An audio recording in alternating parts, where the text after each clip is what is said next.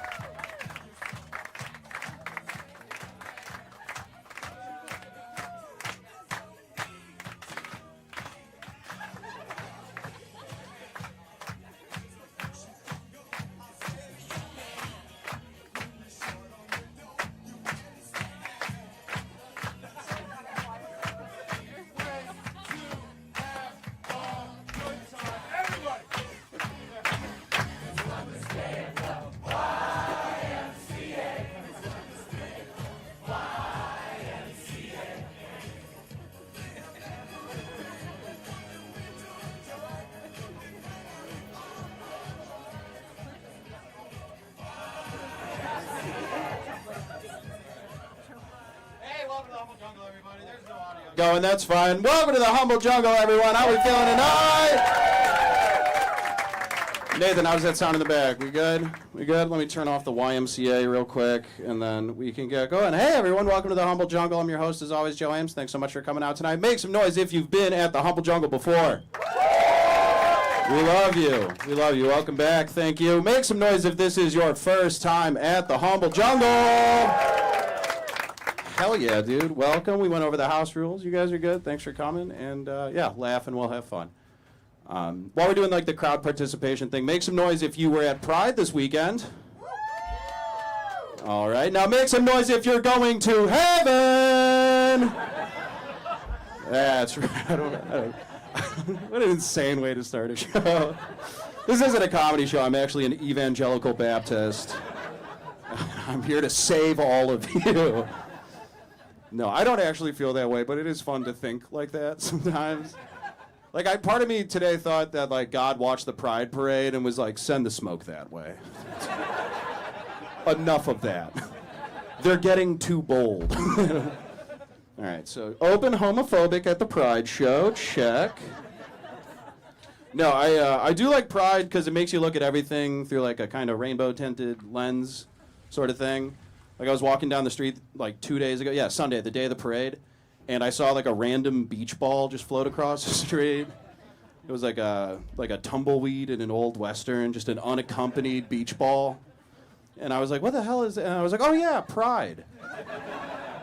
And then I was like, wait, are beach balls gay? Like, is that camp? I don't. No one ever explained camp to me. It was just like, that's a beach ball. Love is love, you know? All right, those are my Pride jokes. Thank you. Oh, by the way this show works is I come up and just do all the jokes I wrote in the last month, and then everyone comes up and does way better material. So I hope you guys like this, but if you don't, it gets so much better, I promise. I think you guys can probably relate to this. You know that thing where, like, whether or not you're stoned, but you do that thing where you're watching television or movies, and you end up on Wikipedia on your phone based off what you're watching. You know, you're watching Narcos, and you're like, oh, Pablo Escobar's Wikipedia page. And you're like, oh, Sopranos, James Gandolfini's Wikipedia page. I went too far a few weeks ago. I was stoned watching the NBA Finals, and I wound up on the Wikipedia page for basketball. Like a goddamn immigrant, okay? It's like, oh, what is this? Like, it's like a Dutch immigrant, not like a racist one.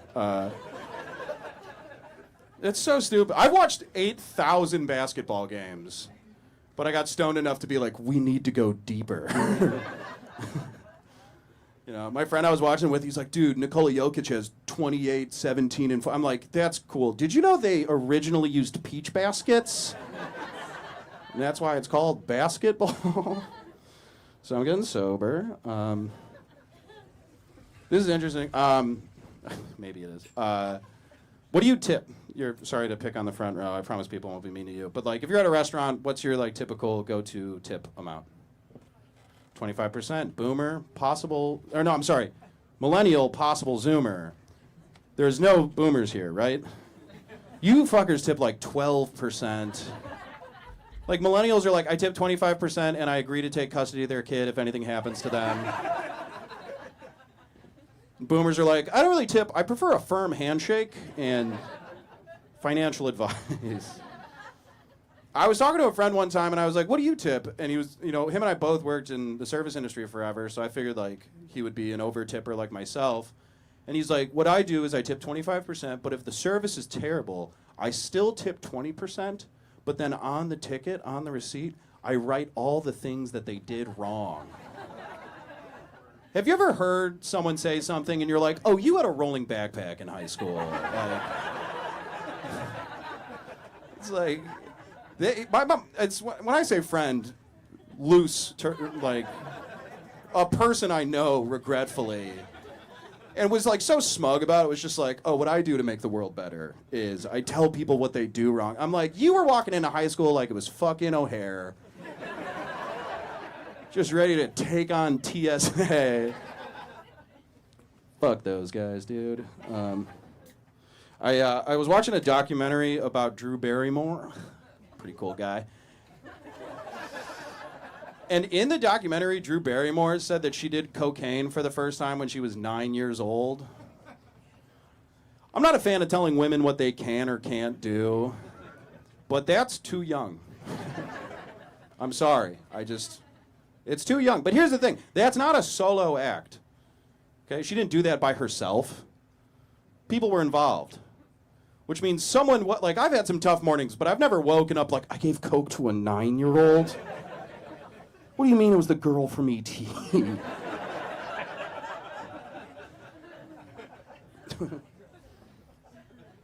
Speaking of rough mornings, so my girlfriend's a really light sleeper, and I'm a really deep sleeper. And at the beginning of our relationship, I felt bad, but now I'm just like, you should be better at sleeping. Like I'm incredible at this shit. Like one time when we first started dating, we woke up. We were in my old apartment. We woke up, and I was like, "Hey, how'd you sleep?" And she was like, "Your downstairs neighbor was talking on the phone." I was like, "Oh my God, let me go murder him real quick. I'm sorry." Spoke on the phone at 11 a.m. Let me choke the life out of him, baby. My girlfriend's phone broke recently, and so she started doing this thing. It was this fun game we were playing, where every morning she would wake me up by shaking me violently and going, "Do you know what time it is?" I've seen a lot of alpha males on Instagram walk me through their morning routine. And I'm sure cold showers and meditation are effective, but if you're really looking to kickstart your morning, start by immediately becoming a contestant on the shittiest game show of all time. Going from completely unconscious to being asked what time. I'm a comedian. Navy SEALs can't do that, okay? No one knows what time it is. I was unconscious. I do think it's sweet, though, that I inspire that kind of confidence in my girlfriend. That she could wake up and look at my fat, unconscious body and be like, now this is a guy who knows what's going on. This guy knows what time it is.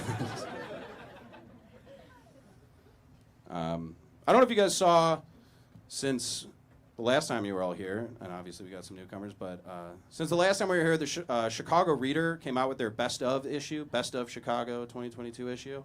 I think we were in the running for Best Comedy Venue, so thanks for that. Yeah. But the Chicago Reader does other categories too. You know, they do Best Cup of Coffee, Best Italian Restaurant. But my favorite category, there's a real category, it's Best Workout Spots for Unathletic Queers. It's a real category. I saw that and I was like, all right, the Chicago Reader is either a whole group of people or it's one of my friends. It's either a whole staff of creative, inclusive people or it's Brian. And so being the person that I am, I saw Best Workout Spots for Unathletic Queers, and I took a screenshot and sent it to 20 of my friends. I was just like, I heard you're looking for a new gym. And here's how I know we're going in the right direction as a society. I sent that to 20 straight guys, and every single one of them was like, whoa, whoa, whoa, whoa, whoa. I'm pretty athletic, okay? First of all, sexuality is a spectrum. Second of all, I was second team all conference. So put some respect on my name. We'll get. I'll say this and then we'll start the show. And thank you again for coming, everyone. It's gonna be a great show.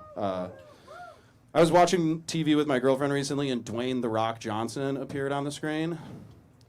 Yeah, and my girlfriend was like, "Oh my God, when I lived in LA, I used to date his body double." I was like, yeah, don't fucking tell me that. She was like, no, I'm sorry. It wasn't his body double. It was his bodyguard. So much worse. He protected The Rock? What kind of monster?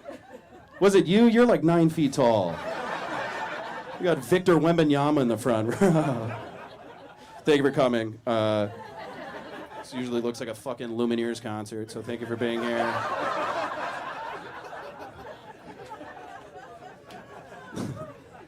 But yeah, my girlfriend's a lot prettier than me because I'm fucking hilarious. And it sucks because when we compare exes, she wins every time, you know? She'd be like, oh my God, I used to date The Rock's bodyguard. I'm just like, one time I fingered a girl who looks like Flo from the Progressive commercials. We both had our brushes with fame, babe. Okay. All right, you guys are a fucking great audience. You having fun? Okay. That love you gave me, give it to your next comic and a little bit more. Your next comic making his debut here at the Humble Jungle. A lot of debuts tonight. I'm not going to say it for each of them, but this next guy, we're so fucking pumped to have him. One of my favorites in Chicago. You can see him all over the place. But more importantly, you can see him here tonight. Start clap right now for Mark McPartland, everybody.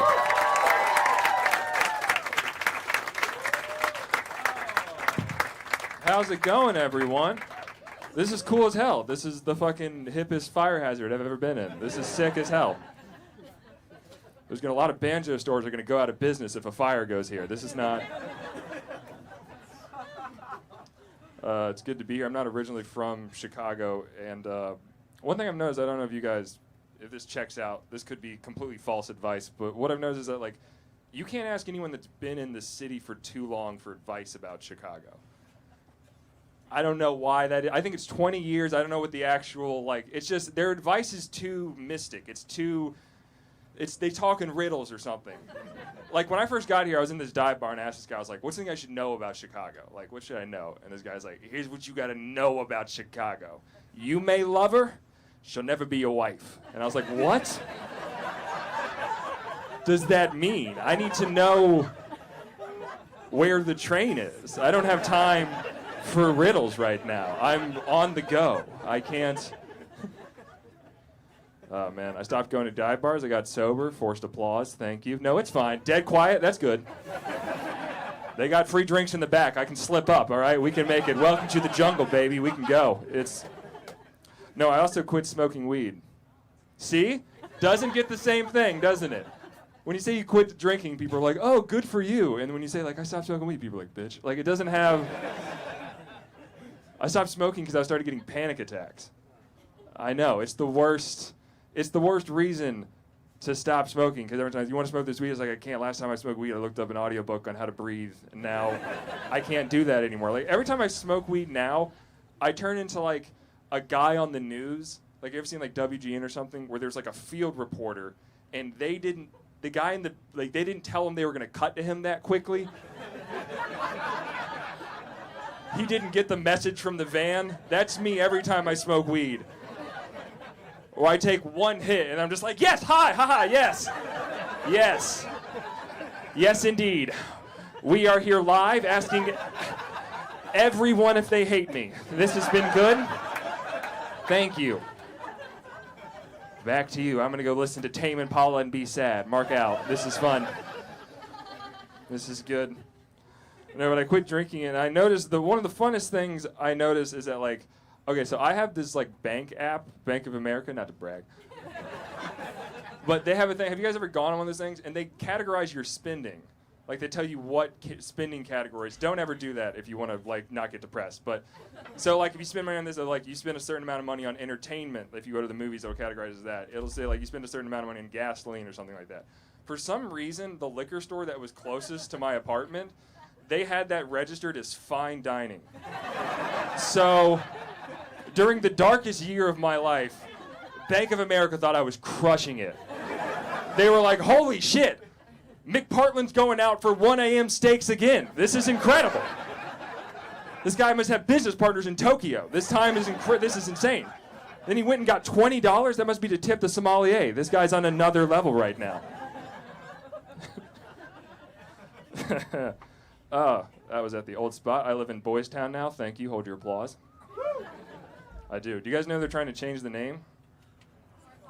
Yeah, North Halstead. That's the name, and this is the one that I see flyers for. We're trying to change it officially to the North Halstead Business District. That is the most homophobic name I have ever heard in the North Halstead Business District? Why might as well call it fucking Procreation Park is what they might as well do. Hell yeah, I was proud of Procreation Park. I was like, that's a smash hit. No, I think this is weird. I think living there, I don't know if you guys would follow me, I think I've become like heterophobic. I don't like seeing straight people walking down the street holding hands. it bothers me for some reason. I can't explain it. I got to do some inner searching. I got to watch a Tony Robbins video and find out what's wrong with me or whatever. But like when I see like a gay couple walking down the street holding hands, I'm like, that's great. You're being yourself in a society that doesn't want you to be. And then when I see just a straight couple walking down the street holding hands, I'm like, you're going to go to hell. All right? Okay? It's Adam and Eve, not Caitlin and Steve blocking the sidewalk right now. All right? Let's stop. Go to church. I found out crazy when I didn't know this. One of the most like homophobic religion. I mean, Scientology is insanely homophobic. I don't know. People here might be a Scientologist. I don't know. If anyone is, please let me in Top Gun. This career's going terribly. I'm opening in the basement show. Please, dear God, someone save me. No, I saw this documentary on Scientologists where they were like, apparently all the famous Scientologists that you know, all the big ones, they're all secretly gay. Ooh. So the church is like, hey, if you leave, they're being blackmailed basically. Like, hey, if you leave the Church of Scientology, we're going to tell everyone. We're going to tell everyone that you're gay. I don't know about you guys. I think I'd rather be known as gay than a Scientologist, right? Like, if you were to come up to me and be like, are you a Scientologist? I'd be like, no, I'm a bottom. Please. My name is Mark McPartland, and I like sucking penis. Please don't. Keep that over there. Oh, sweet, they got pedals. This is good. You don't have to write new material. You can just do your first part in reverb. I like this. This is good. Now, my name is Mark McPartland, which was a fine name. McPartland was a good name to have. It was whatever, bullshit Irish nonsense.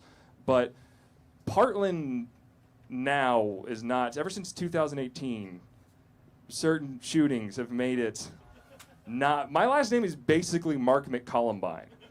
It's not. It could have been worse. My mom's maiden name is the 1986 Challenger disaster. Folks, I'm here all night. I literally am. I'm in the back. No, my mom's using her maiden name a lot now. She's single, guys. We got a single mom in here. No support for mom. All right, never mind. No, it's crazy. I now, because of this divorce, all right, I now have an ex-stepsister. Yeah. No, don't. First of all, go to church. I don't even like calling, like, that's such a mouthful to say. Ex-stepsister. I don't like calling her my ex-stepsister, all right? I like calling her fair game. He approved of that. That's fucked up, Victor Wembanyama. You're on the Spurs now. You're supposed to be better, all right? You're playing with Pop. You can't be supporting that. That's absolutely roped someone into agreeing to that. Y'all, I'm from North Carolina and an Irish family. That's a jackpot, all right? This is huge for me. This is gigantic for what's going on in my life. I was in the hospital recently. That's crazy. That's a new thing. So I was in the hospital for what I thought was, I thought it was just a stomach-like sickness, and they told me it might be cancer. So don't go to Arden Health Center. Go somewhere else. They're just bummers over there. It's like, I don't need this. And so they gave me a chest x-ray for cancer, all right? So I didn't have insurance. How much do you guys think this cost? $9,000? $3,000. By the way, if you guess it, you got to pay for it. So we got $9,000. We got $9,000 up top, donation bucket in the back. Let's go. I got the bill, and it was $22. I swear to you, from Midwestern Radiology, it was a $22 bill. And at first I was like, this is great. This is awesome. I don't know what's happening, but there's a miracle. But then I was like, what machine did they use on me? If I didn't have cancer before, I got cancer now. They just gave me cancer. That's like a crack dealer giving you the first hit for free. That's not good. It's been a disaster. So now I'm passing out a bucket if anyone wants to pay my $22 bill. I still haven't paid it for some reason. And I'm passing out money for my grandmother too. She got scammed recently. I know, thank you. Okay. Now we're getting on support of my family. That was interesting. That was like an awe from like a Home Improvement 90s sitcom awe. That was interesting. No, she got scammed. I don't know if you guys have ever heard of this scam. It's been going around. So someone called her up pretending to be me. Have you guys heard of that before? You've heard of it? Yeah, so like someone called her up on the phone pretending to be me. And they were like, hey, Grandma, I need $3,000. They're like, I need $3,000, please. And I can't tell you what it's for. That's what I can't tell you what it's for, please. I just need $3,000. And my grandmother gave this guy $3,000. And I cannot tell you how devastating it was to know that I could have done that the whole time. I called her up again. I was like, Grandma, there's been another emergency. All right, all right, guys, that's my time. Thank you. I'm Mark.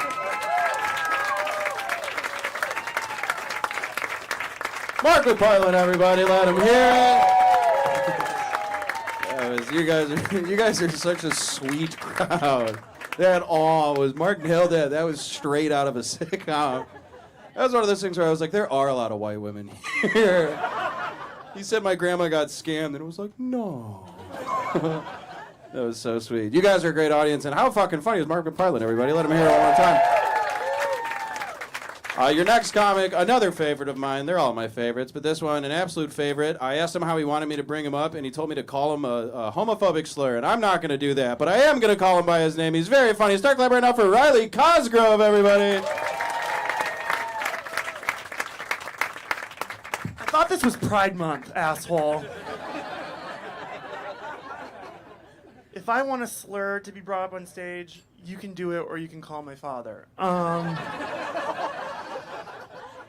I've never heard of a more homophobic opening from a host on a Pride show. Unathletic queer, really? Just name me next time, okay? Oh, I think Pride Month needs to be done, though. I am the most homophobic gay guy ever, mainly because I grew up Catholic. But it needs to be like an hour. I don't know if you've ever met gay men, but we're pretty horrible. It needs to end. Although I did play in a comic softball game with a bunch of straight guys, because I don't have any friends. And it was a non-competitive comic softball game, and a fight broke out. And I was like, see, this is why I can't fucking take your guys' side either, okay? Like, close the yearbook. We are not in fucking high school. I ran 2 bases on you. It's over. It is fucking over. That laugh is really annoying. Sorry. I'm trying to be straight and hit on the ladies, and I heard you guys like to be degraded, so heard that's a big thing. But for real, I'm so sick of being gay. I think I'm gonna be lesbian. I opened a Home Depot credit line, so men are horrible. They really are, including you, mainly you. You're horrible. I would build a she shed tomorrow if it meant never dealing with men ever. I've gone down on a woman before. It was court ordered, but I did it. And going down on a woman for me is like running or doing math. I'll do it. It's gonna be a little dusty and I'm gonna be out of breath afterwards, but I can pull it off. It's not gonna be good, and the answers are not gonna be correct. I'm a masochist, so I'm going to Iowa tomorrow. I grew up there, and I'm from a town of 1,000 people and 4 families. It's really diverse. I was the only kid in my class that didn't have a lazy eye. So when I'm the prettiest person in the class, we have a problem. I've learned to love my hometown, though. It's like having a gay child or a child who turns into a Disney adult. You gotta, oh, Jesus, I didn't know you guys had bad gum to tooth ratios. Why do Disney adults all have, like, oversized gums? What is going on? Like, what is going on? I grew up with 3 older sisters, so I'm not afraid of blood. Which will come in handy when I'm in a mass shooting. Oh, I'm sorry. Is this a comedy show or a little fucking bitch fest? I thought this was fucking America. You will get gunned down at Jewel Osco, and you will say, thank you, Sky Daddy. My sisters are they're whores. I have 9 nieces and nephews. Can you believe that shit? I'm like the Gunkel Osama bin Laden. And I don't know why. I'm like, did mom not teach you guys to swallow? Because she taught me, which is very bizarre.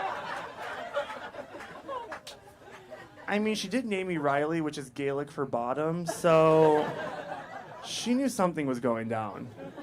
Maybe it was when I came out of her, I took my umbilical cord and threw it over my shoulder. And she just looked at my dad and said, I tried. My dad's a real asshole. He has to be. If you have 3 girls and then you force your wife, who, like, her uterus was basically falling out. My mom's like a rusted out Buick LeSabre.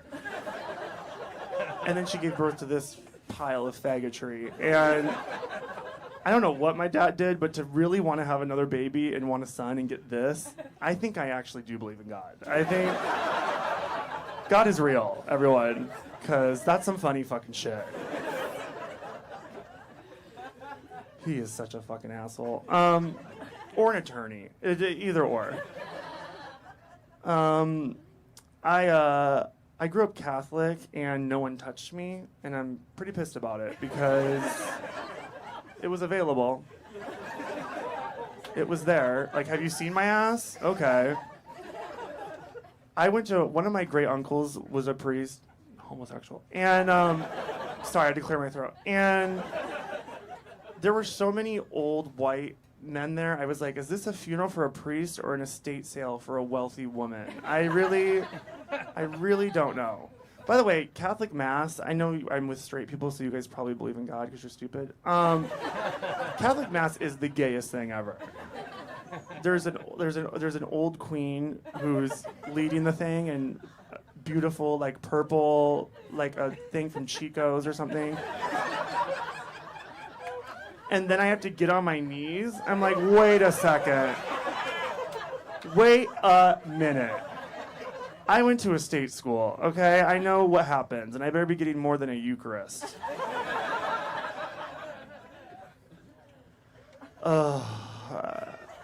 Sorry, I forgot. I was just disassociating. My uncle died of AIDS. That's not the joke. But you guys are really, this is my month, okay? I will make AIDS jokes if I want, ma'am. So do you guys know what the AIDS quill is? Probably not, because you're in your, okay, you do, because you're a fag hag. But, basically it was like a quill. I don't know, look it up. This joke's not gonna work because you guys don't know what it is. Typical straights, living in your own fucking world. But basically they like made quilts, and we found my uncle's online. It was like, this is a comedy show, bitch. Put a fucking cork in it. And I was wondering, like, what would be on my AIDS quill? It'd probably be like a joint and some Taco Bell and someone just rolling their eyes. Okay, you're not gonna get this joke. I'm just gonna move on. I should have known my audience. I thought this was Pride Month.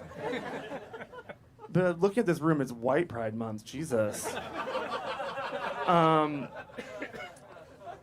All my friends are having children. I mean, the straight ones are. And it's really sad because I don't get to see them anymore. And I remember when one of my friends in particular had their first baby, like, we'll still hang out. And I was like, no, we won't. My friend group is dwindling so quickly, I feel like a gay man in the 80s. All right, I gotta go. Bye, guys.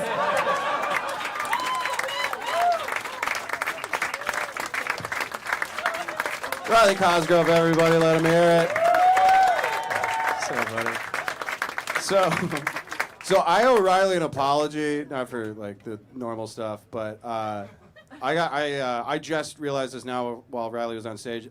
When Taylor Swift was in town, I pulled a little goof, and I posted on my Instagram story. I tagged my poorest friend, and I was like, Brian LaRoe has Taylor Swift tickets, $40 or best offer. Just hoping people would hit him up, and a lot of people did. But Riley replied to me and was like, is this a serious offer? And I was like, it totally is, Riley. Go nuts. And then I never saw his reply until now, at 1:37 a.m. By the way, you're a fucking piece of shit. Sorry. You're a fucking piece of shit asshole. And I know you were joking, and I can't believe I believed you during Pride Month. Wow. So Riley, I am sorry, but you're so fucking funny. One more time for Riley Cosgrove, everybody. Your next comic, I'm fairly confident I've never duped, but if I'm wrong, I'm sorry too, Christine. She is so funny, you can see her all over Chicago. She's here tonight. Start clapping now for Christine Ferrera, everybody. Oh my God, how do you make it to the Humboldt Jungle? Practice, practice. This place is awesome. #1 comedy club in Chicago? Come on, give it up for the Humboldt Jungle. Yeah, as per the reader. But in other news, I was recently named a person of interest by my neighborhood watch. So we've all got credits, you know. It's exciting. Hey, you guys, give it up for me. I just turned 53. Yeah. I can't hear you. No, I'm sorry, I can't hear you. Hearing is the first thing to go. And you know what? I'm sorry, I think I fucked up, you guys. Nope, this is not right. I'm so sorry. This is my suicide note. I am so sorry about that. Yeah, I sometimes fix it up with my comedy set because my suicide note is also a type 5. Sorry about that.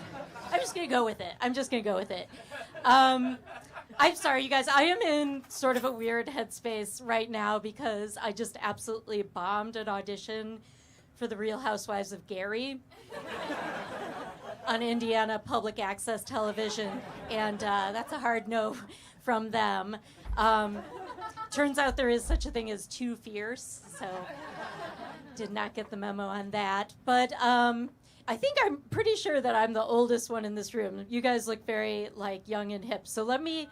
No, you're not young and hip. Well, I'm not the oldest one in this room. Oh, okay.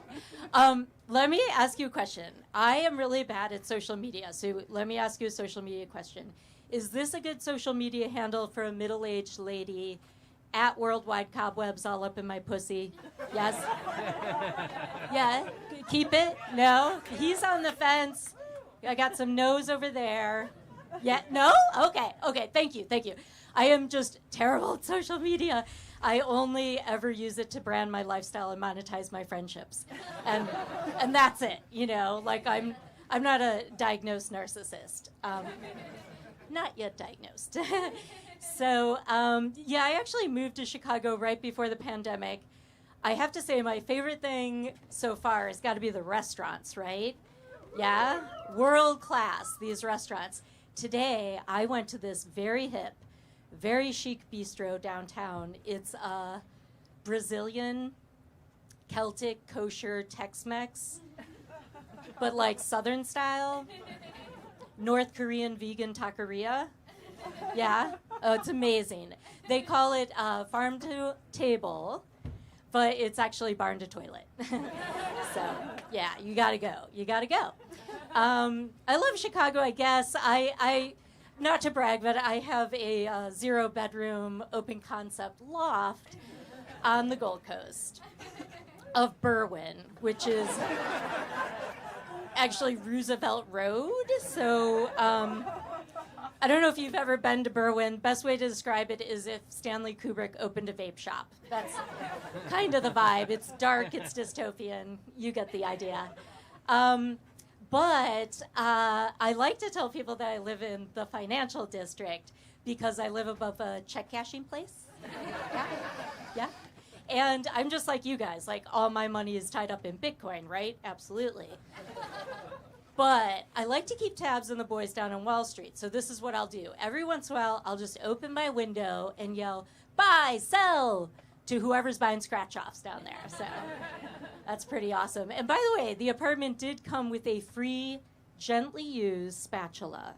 So guess who's bitch slapping? Capitalism. It's not me. I'm not doing well. Not really. But I do have an amazing boyfriend, you guys. Oh my God, I'm so in love. My boyfriend, yeah, thank you. my boyfriend is really amazing, you guys. He's a second wave men's rights activist. So, yeah, myself an ally. Yeah, I met him on this dating app called 99 Problems. You guys on there? No? Anyone on there? There's only like 5 of us on there. Very easy to meet someone, actually. But I tried other dating apps. Like I tried Predator. Got kicked off of Predator. Something about restraining orders pending, blah, blah, blah, whatever. I am stealth. And then I tried ... someone's typing. Never got a response. But then I tried 99 Problems, and I'm pretty sure I found the one. He's so amazing, you guys. He is actually an art teacher. He teaches a class on the films of Ryan Reynolds. So, yeah. Yeah, I like guys who are smart and a bit of a bad boy. That's just my type. My boyfriend is a little commitment shy. I'm gonna say we've been dating for 13 and a half years, and it's going great. It's going great. But every time I try to plan our wedding, he accuses me of being a bridezilla. And after 13 and a half years, I think you can plainly see I am a full-blown Osama Bride Laden. Right? Yeah. Like, I'm all in. You know what I mean? Oh, my God, you guys. My boyfriend sucks. But just to give you a little bit of context, my last boyfriend was a twice-divorced dom daddy with intimacy issues and a man bun held together with a chip clip. So I'm just a sad person. That's all. That's all I'm trying to say. By the way, quick warning, this is the splash zone right here. Yeah. So don't sit in the splash zone if you don't want to get cried on, okay? This is gonna get pretty sad. I know I'm a sad person because conveniently men are constantly telling me to smile more. Yeah. Does this happen to you? This happens to me a lot. The other day, I was sitting quietly, just minding my own business. This guy comes along, and he's like, hey, sweetie, you might want to try smiling more. You would look a lot prettier if you just, gave us a smile once in a while. And he has an amazing point, like it's good advice, but I do think he could have waited till after my father's funeral to tell me that. Yeah. I think a funeral director should know better, It's called sensitivity training. I am not a religious person, but I do consider myself spiritual. And by spiritual, I mean that I read my horoscope every day, and then I try to follow the advice. So today, my horoscope said, Scorpio. Your power and charm are at an all-time high. Now is the time to ask for that raise or woo that certain someone. Then it said, follow your heart, Scorpio. It will lead to a moss-covered bridge. If there's a little man there, give him a piece of gold or solve his riddle. Continue on through the mini golf course and into the Four Forks Mall. Do you see the PJ Bagelsteins? Go inside. Is there a purple rabbit there? Give him 3 poppy seeds. Did he turn into a hot air balloon? Get in. It just got really specific. But I did ask that rabbit for a raise, and he gave me a poppy seed. So circle of life, circle of life. I have to get out of here pretty soon, but I did want to do a quick plug for my new book. I actually wrote an autobiography, Story of My Life. And it's kind of a sequel to Eat, Pray, Love, but it's about my own personal journey to spirituality and enlightenment. It's called Snack, Nap, Fart. And I'm very proud to say that it is on Oprah's list of her 3 favorite things to do. So thanks a lot, you guys.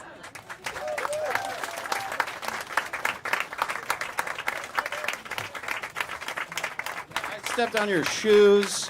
Keep it going for Christine, for everybody. Damn, dude. I could see the scuff. I stepped on Victor Wembanyama's shoes, and if if you were 9 feet tall, maybe it's always important to attack people who sat in the front row out of the kindness of their heart. It's also good to attack like the only black guy at the show. That's always okay. So that's our show, everyone. I'm sorry. Keep it going for Christine, everybody. By the way, I'm sorry. I'm gonna get a wipe for those. I really feel awful. But you know what doesn't make me feel awful is the comedy stylings of your next comedian. That's an incredible transition. It's really, god damn, I'm good.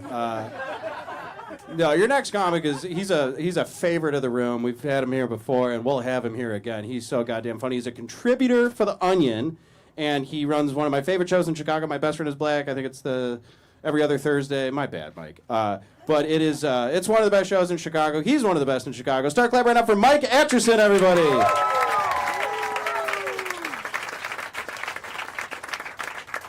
What's cracking, Humble Jungle? How we feeling, man? How you feeling, bro? Shit, we gonna call HR on Joe one day, bro. I swear to God, bro. Every time he talks, makes my ass clench every time. Like, bro, you can just say next nigga up. Got me in this gentrified Home Depot right now. Hell yeah, this is gonna be fun. Cool, guys. What's up, y'all? My name's Mike, man. I'm not from Chicago. I'm originally from Florida. Any Florida people in the building? Thank you for the man. All right, you could just not answer. That's fine, too. I'll take that. Yeah, I'm from Florida, y'all. Specifically, I'm from Jacksonville, Florida, all right? You've never been to Jacksonville? Oh, shit. We're gonna do meth in the bathroom. Hell yeah. There we go. Yeah, if you've never been to Jacksonville, Florida, y'all, Jacksonville, Florida is basically North Florida, which is also South Georgia, which and it means it's just country as hell, all right? A lot of people don't believe Florida can be country until I tell them the story. When I was in high school, right, somebody thought it was a good idea to take my predominantly black senior class on a field trip to a plantation. Yeah, I was like, damn, was Dave & Buster's closed? Like, yo, what are we doing right now? Like, I know you said we're going on a field trip. We're going on a trip to an actual field. Y'all tripping right now. Hold on, man. And you know we high school kids, right? So before we get to the plantation, they try to give us a serious talk. They're like, hey. Oh, y'all listen up. Before we get to this plantation, I want you to think about something. I want you to think about your ancestors. What they've been through. And what you would do if you were a slave. So I ran away.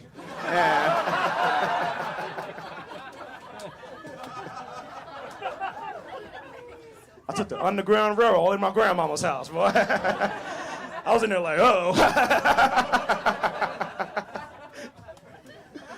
My favorite part is when they gave us name tags to put our names on it, but you know we high school kids, we just put fake names in our shit. My fake name was Kuta Kente. My teacher was like, Mike, stop playing, that's not funny. And I'm like, hey, don't call me by my slave name, all right? Yeah, man. I don't like going back home, though. You know, I don't like going back home. Not for no political reason, nothing like that. I just hate seeing my family, you know? For real, man. Like, I'm not the favorite child, bro. I just turned 30, y'all. I'm the oldest of 4. And right now I'm in competition with my 17-year-old baby sister, okay? You guys ever had a siblings doing way too much in life? You know, blowing your ass out the water? Yeah. This is my sister, okay? My baby sister got a 4.2 GPA in high school. She went to state for track and field her freshman year. And just recently, y'all, she got accepted into Harvard Graduate School of Education's Youth Advisory Board, y'all. Yeah. When I was younger, I used to pretend I was a goat, eating grass at the front yard.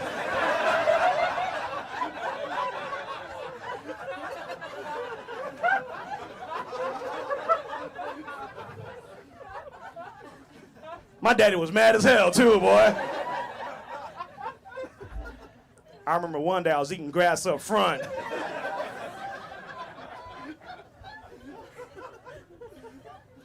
And my dad caught me. He was like, hey, boy, stop eating that damn grass.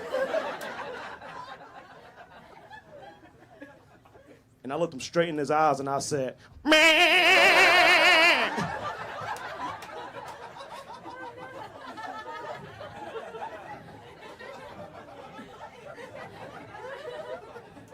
That man just shook his head. The next thing you know, y'all had 3 more siblings. So that's how that worked out right there, all right? If you think about it, I got her into Harvard, okay? I got her into Harvard. My mama trying to call me, my sister trying to give me good news. I just be wishing hateful shit. You ever did that before? She be on the phone like, oh my God, you don't believe what Nia just did. And I'm like, please be pregnant. Please be pregnant. I'll be a great uncle, just even the playing field for me. Speaking of goats, man, I'm a hairy boy. Where my hairy people at? Where my hairy folks at? Make some noise. Hell yeah, raise your paw, damn it. Don't be afraid. Animal control can't take us all, damn it. Yeah, you can't tell by looking at me, y'all, but I'm a hairy dude, all right? I'm a hairy dude.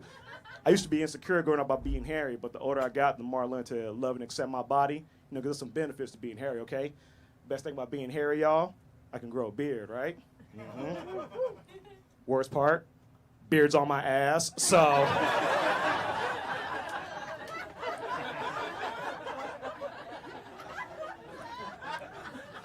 Like you guys heard of an apple bottom, got more like a kiwi bottom, you know what I'm saying? Like,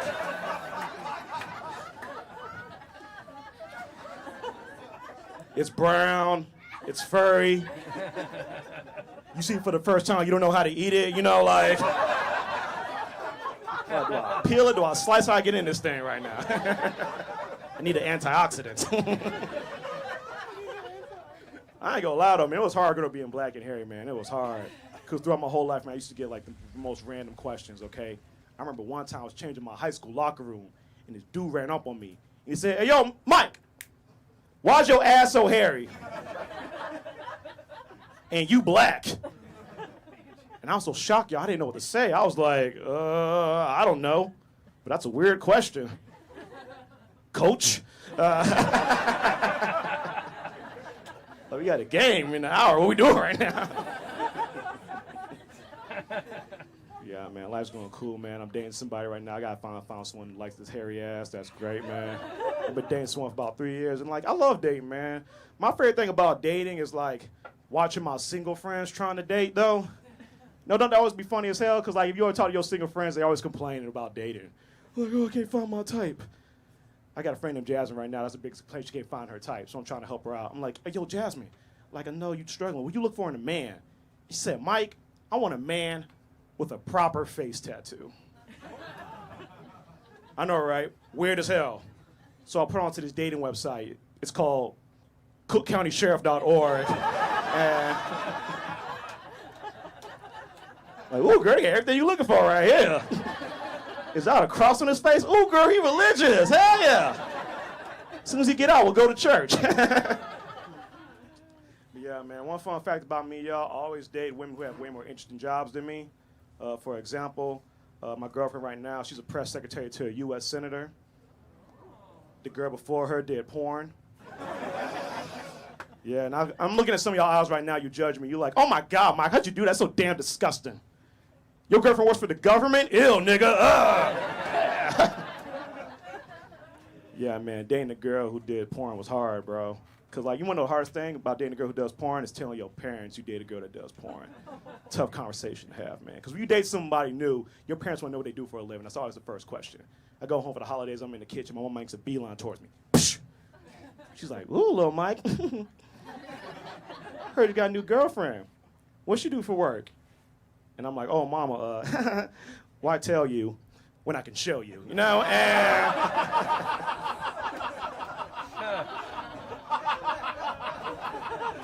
all right, listen up, guys. I didn't show my mama a porn video, all right? I put it in the family group chat. That's way more better. But yeah, man, like I said, man, my girlfriend, she works for a senator, and I'm performing in the basement. So you guys can probably imagine who makes the most money, man. So, like, it's hard living with someone who makes more money than you, man. Like, it changes a lot of things. Like, one thing was sex. Me and my girlfriend make up a new position. I go down on her while she looks at her checking bank account. I call it Eat the Rich. Hello, all right. But no, man, like, it was hard because, like, it's hard living with someone who makes more money than you because they do, like, shit that's way different than what you do. Like, I found out my girlfriend, she does this really weird thing that I've never seen before in my life. My girlfriend pays rent early. I'm sorry, am I in a room full of millionaires right now? Y'all do this shit too? Oh my God! That shit rocked my world. I'm on the couch chilling. She like, hey, babe, it's March 20th. You got rent ready? No.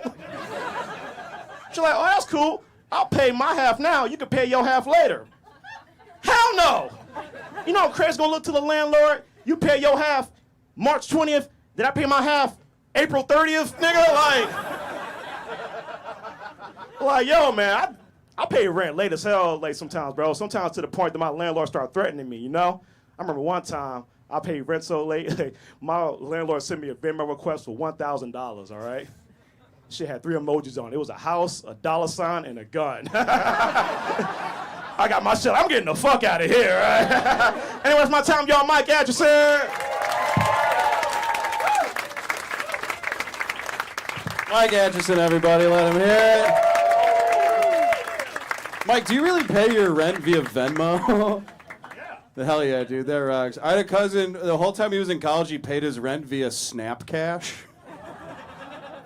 That's insane. I don't really have a punchline for that. That's just the fucking craziest thing I've ever heard in my life. So the important thing as host is to keep the momentum up in between comics, and I'm clearly doing an incredible job of that.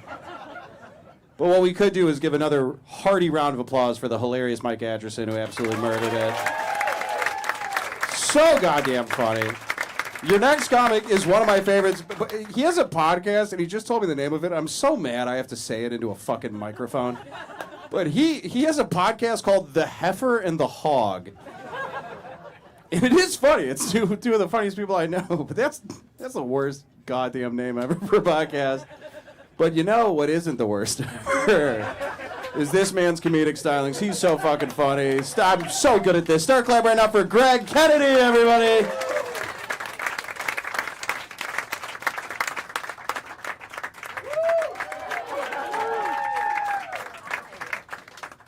Party people! Party people in the building, let me hear you. This guy's been eyeballing me all fucking night.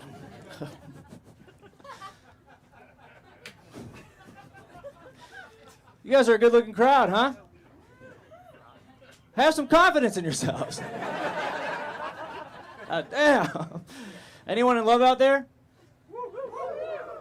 Fuck you idiots. Being in love is hard, man. Maintaining a relationship, that's a very hard thing to do. I always find the smallest thing wrong with a relationship and I'll just implode the whole fucking thing. I bring this up because the last girl I was dating, she did something one day that really pissed me off. One day we decided we were going to watch a movie. We were going to watch Star Wars. You guys ever heard of it? It's a little low-budget flick. Check it out sometime. But during the movie, she did something that really pissed me off. This actor walked on the screen, and she goes, "Hold on, wait a second. I know that guy. I know that guy. That guy's a famous actor. That guy, he's been in other movies. He's a famous actor. That guy's been." You're mad at me because I don't know who that guy is. Do you guys have any idea who she could have been talking about? Harrison Ford is an incredible guess, and if that's who she was talking about, I honestly would have given her a pass, okay? But it wasn't. She was talking about fucking Samuel L. Jackson. Has he been in any other movie? He's been in every movie you've ever seen, you piece of shit! I want you out of my fucking house! You just ruined us!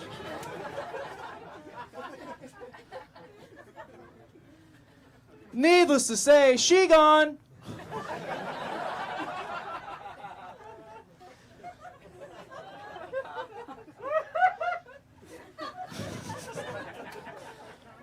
Now I gotta be single, are you kidding me? Being single is worse than being in a relationship. Yeah, that's right, I'm never gonna be happy. I'm on the dating apps and shit, dude, Tinder and all that shit. Man, Tinder is the worst place on earth. That is a hellscape. Tinder is just horny people asking questions. I was on there the other day and this girl messaged me and she's like, "What's your favorite position?" I was like, "Point guard."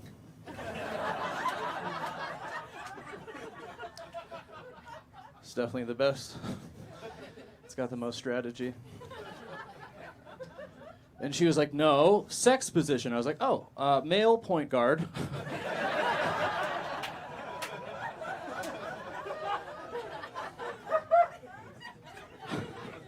I don't really watch the WNBA.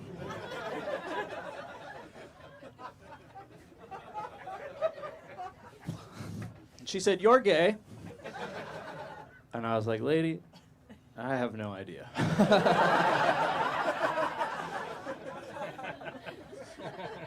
Been a very weird year. I have no game, that's the problem. I have no game on the internet. It's worse than real life. At least on the internet, you can fucking...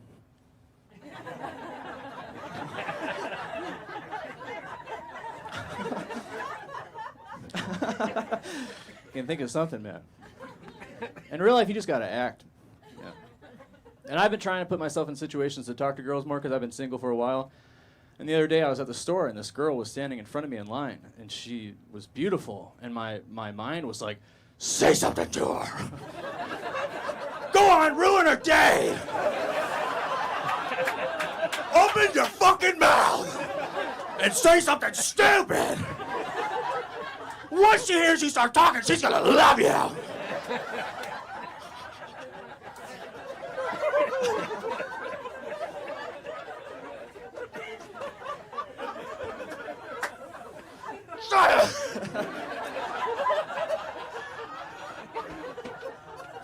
That's what it sounds like up there. It's fucking terrifying, man. I was struggling. I really couldn't think of anything to say. But then I looked down and I noticed in her hand she had a big thing of toilet paper in her hand. You know? Yeah. So I just leaned in and I was like, hey, baby, are you going home to take a shit?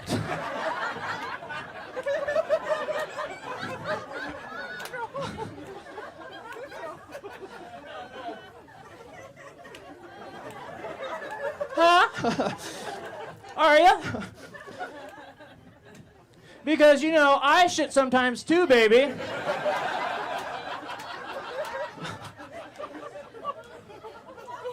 Let's say we get the fuck out of here.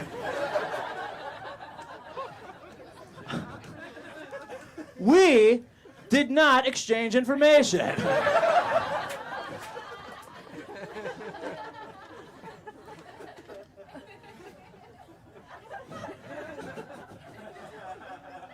That's fine, I don't need her. Chicks don't get me and I don't get them. How about that?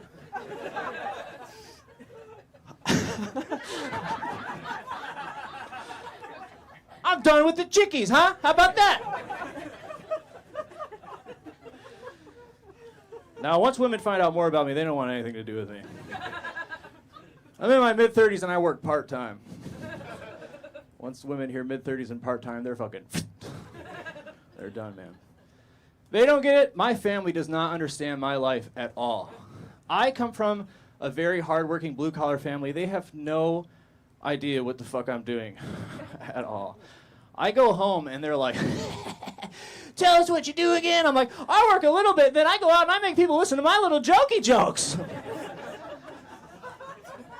I'm the joke of my fucking family. They don't respect me, and I'm sick of it. The other day, my brother-in-law sent me a video of a guy fucking himself in his ass with his own dick. Yeah, and he said, thought you might like that.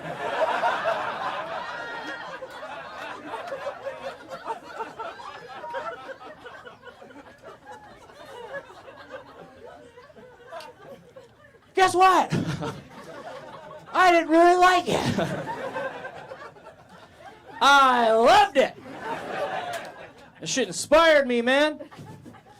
Went home later that night, and I was about 2 inches away from making that same video myself.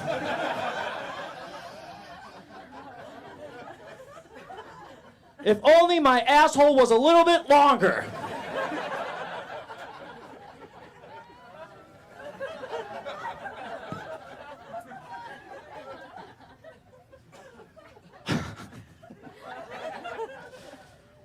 This is my brother-in-law, too. I don't even fucking know that guy.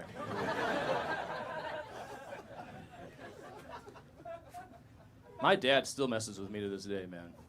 My dad will call me at like noon every day and be like, I didn't wake you, did I, princess?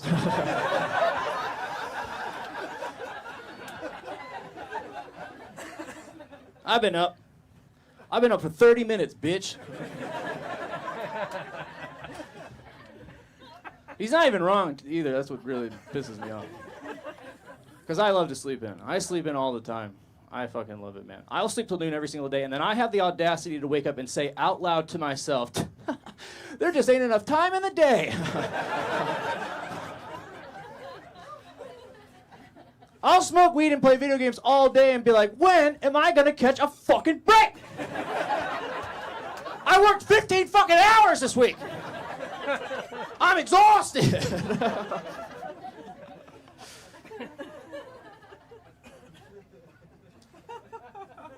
I gotta find a real job. I'm always working like the stupidest job ever. One of the worst jobs I ever had in my entire life, I was the assistant manager at an indoor trampoline park. You guys ever been to one of those? Yep. You're the fucking worst.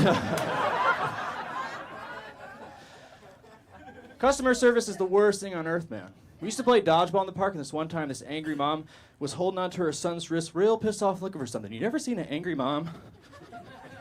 Looking for a manager. She found me. She's like, my son was just hit in the face with a dodgeball. I was like, oh, what was he doing? She's like, playing dodgeball. This is pretty inconvenient for me. Is there anything you could do for me? I was like, lady, there's nothing I can do for you, but as for you, Billy, you're fucking out. Appreciate it, guys. Thank you so much. Keep it going for Joe. Keep it going. Keep it going for Greg Kennedy, everybody. So we're live streaming the show on YouTube, and we've got 6 viewers right now. Yeah. Before Greg went up, we had 2,500, but I'm kidding. No, we had 6 as well. Keep it going. It's Victor Wembanyama's name is Jeremy, by the way. Give it up for Jeremy.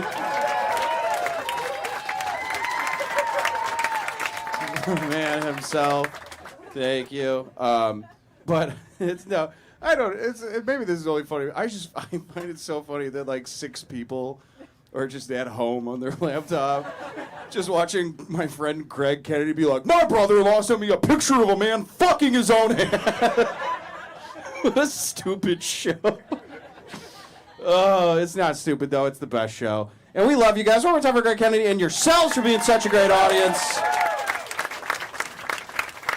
We only got a few comics left. Your next comic parked her car 30 seconds ago and is about to come on stage and just blow the fucking roof off the place. That's how funny she is. Sorry for setting the expectations so high, Olivia, but that's how funny you are. You guys are going to love her. Friend of the room, one of our favorites. Start clapping right now for Olivia Carter, everybody.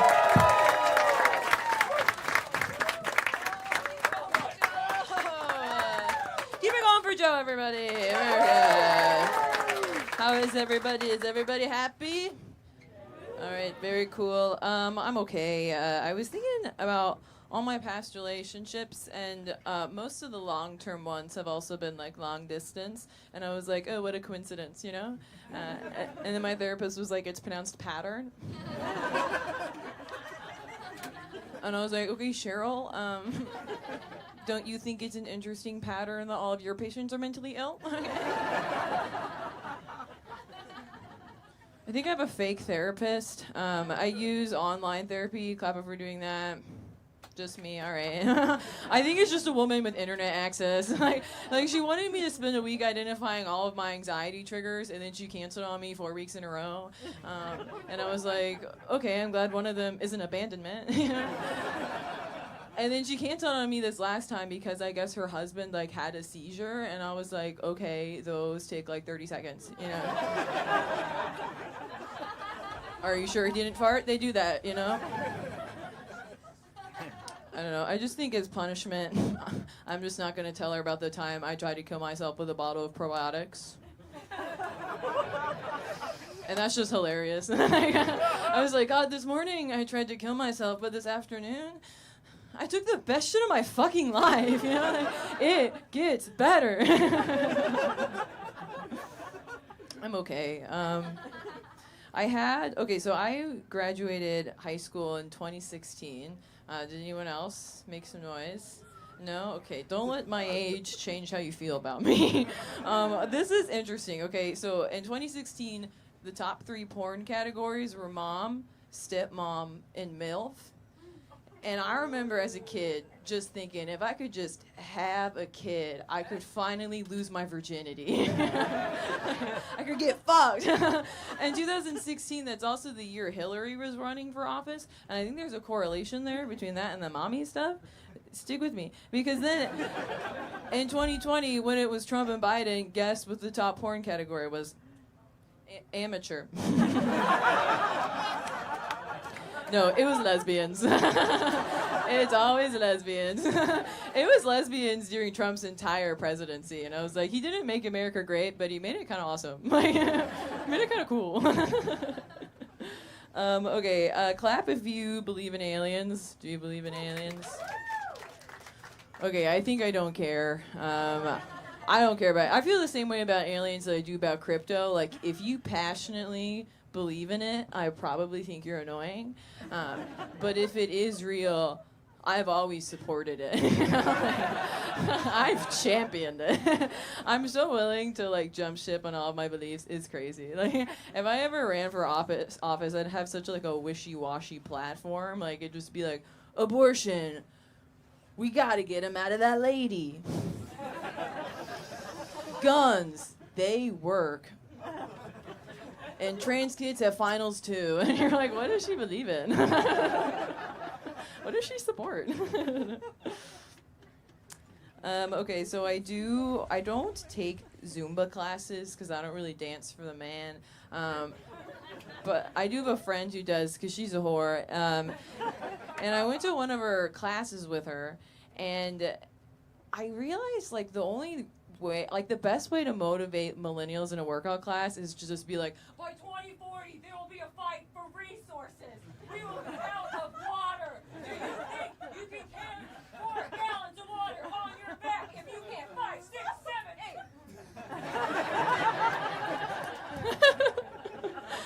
8? Okay, that's kind of funny. Okay. People like that. Okay. Up until a year ago, I've been sitting in the passenger seat with the Uber driver. I have now learned that's insane. I don't know. I just didn't want them to think I was using them for the ride, you know? And I had to stop because I got into one and the guy panicked. He was like, I feel I should disclose under my seat is a firearm. And I was like, okay. I feel I should disclose. You're taking me to an urgent care because I have a yeast infection.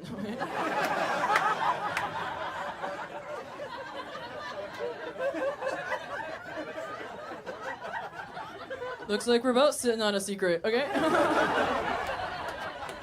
Then we had a really nice chat about how guns and yeast infections aren't so different, you know? I don't think teachers should have either in the classroom, okay?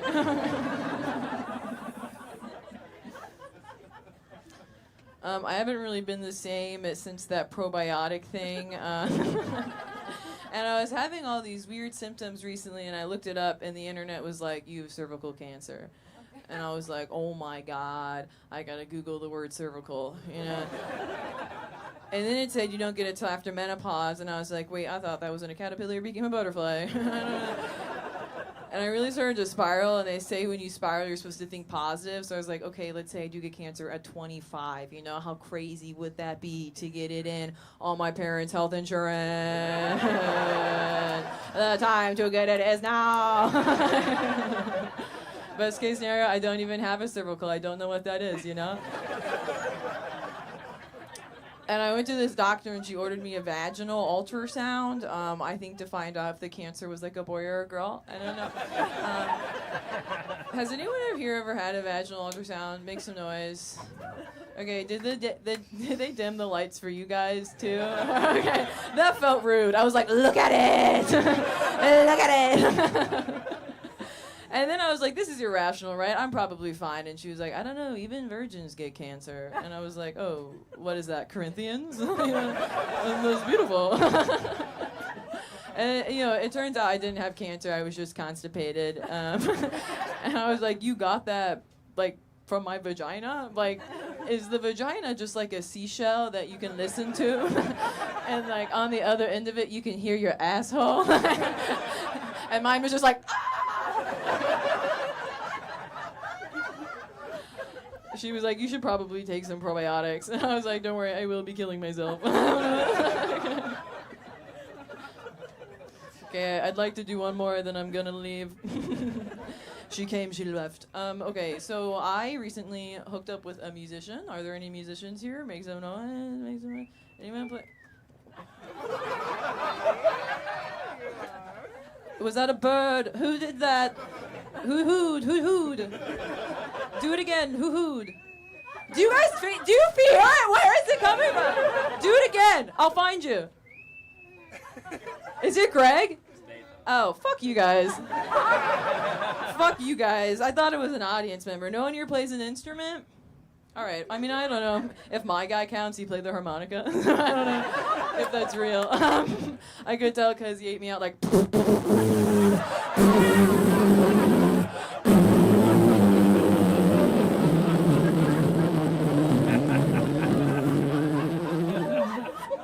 And I enjoyed it. Okay, very nice. You guys were super fun. Thank you.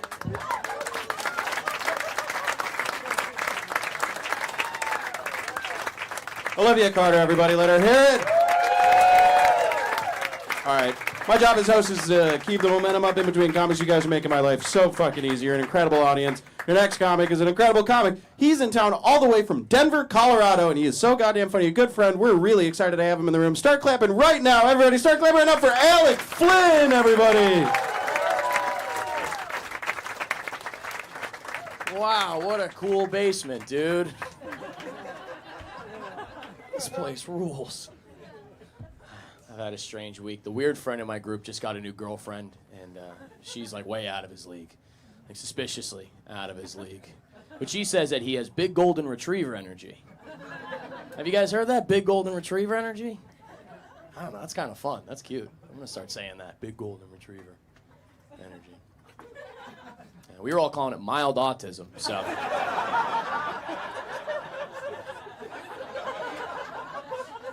Have you met Dave? He's a biter. Watch out.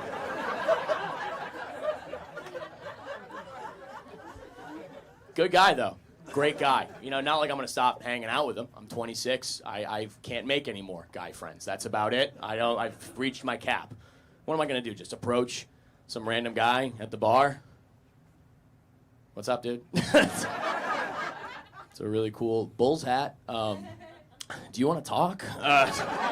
I'm sorry. I don't want to make this weird. I just want you to be a part of my life. Fuck! Jesus! I don't understand. We got like 13 different apps on our phone that help us meet women. We could really use one for platonic male friendships. Wouldn't that be the perfect dating app for all the pictures of me holding a fish? Like, yo, I'm swiping right. This guy might have a boat. Let's go. You ever think about what the DMs would look like on a platonic male friendship app? Hey. Hey.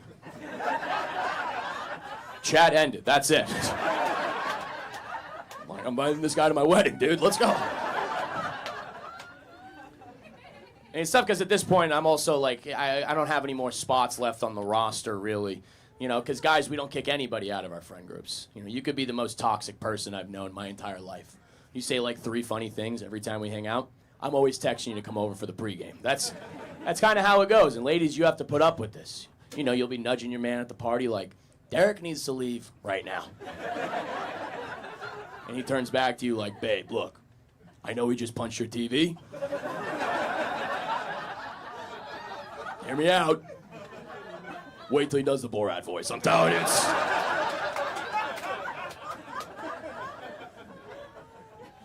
I had to like move to a new city. I had to like build out like a new group of guys. So the first kind of guy I looked for was a really big guy.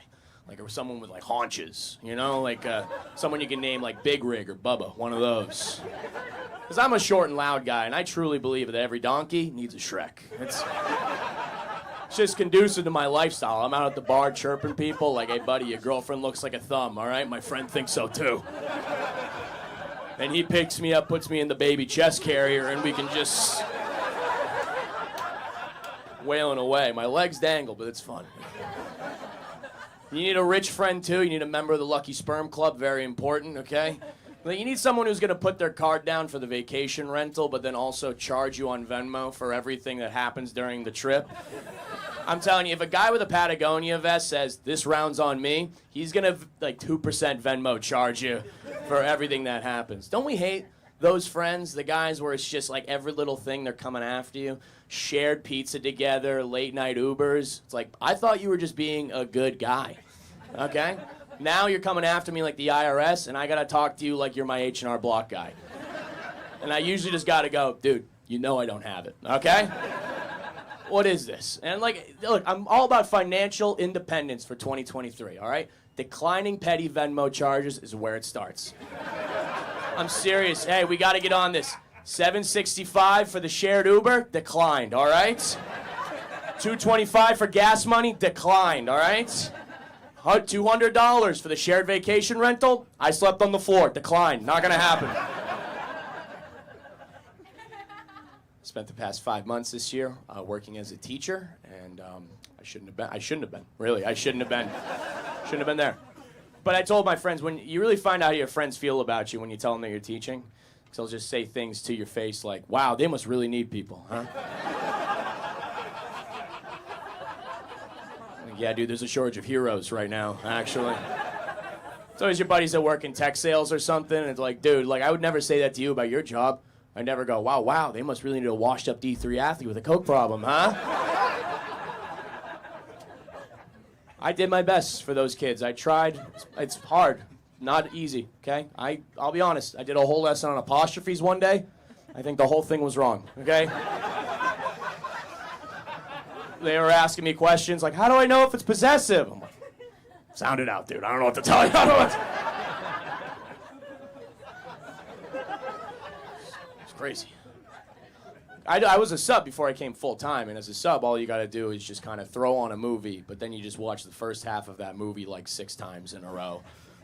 Not too bad, but you get to 7th period, and you're just like, look, we're starting Mulan from the middle. All right, I don't want to hear it. I got to find out this bitch defeats the Huns. Okay, I'm losing my mind. I also didn't like being called a sub. I think that was just too on the nose in general. Because trust me, in that classroom, I was not the dom, okay? They didn't respect any of my safe words. Stop, go to the office, don't drink the hand sanitizer, nothing. Nothing worked. I don't know. They find out everything about you on the internet almost immediately. Remember growing up, we thought all of our teachers just lived at the school? Remember that? I'd be in the middle of a lesson, some kid would put out Google Maps and go, damn, mister, you live in a bad part of town.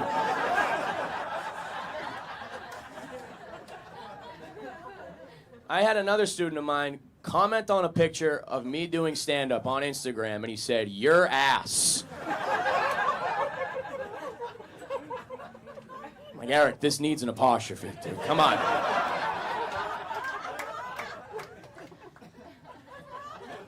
It's not good, dude. They got to start paying these teachers more. But instead of paying them more, all they do is give them little treats here and there. It's like, oh, you had a kid call you a bitch hoe?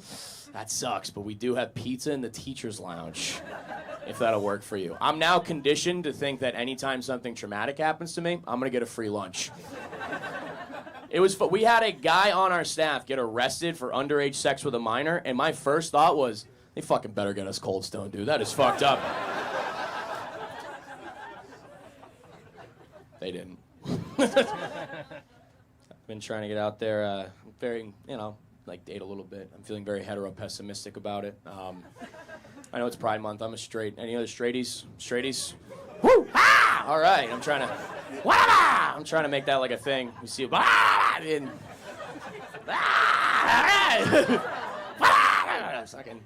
nobody else likes it. That's okay. It's I don't know. It's a little bit trying right now for the straighties out there.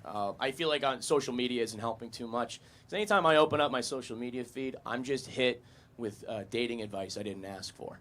Like all on my feed, there will just be beautiful women with their phone in front of their faces telling me Hey guys, here's the 13 things you do that give girls the ick. Number 1, existing. Number 2, ankle socks. I'm like, okay, should I kill myself or go to Kohl's? I mean, I can try and do both, I guess. The sad part is, though, the flip side of that coin is the alpha male content. Are we familiar with, the aviators? They're smoking the cigars. They're telling you, high-value men are bred to be hunters. Are you ready to go out there and hunt for your prey? I mean, I was planning on making pizza rolls and jerking off, but... It's sad because I like when your friends, they get their hearts broken, that's the content that they go to. It's just like I had a buddy post on Instagram, a story that said, when she broke up with you, she made a bet on your future. Make sure she loses that bet. Like, you about to shoot up a casino? I'm worried. It's sad. I wish the boys felt comfortable enough to come and talk to me when they felt sad, okay? I've been going to therapy for like a month, all right? I'm an emotional intelligence brown belt at this point. I got some moves I'm ready to share, all right? You want to kill yourself? You try going for a walk, huh?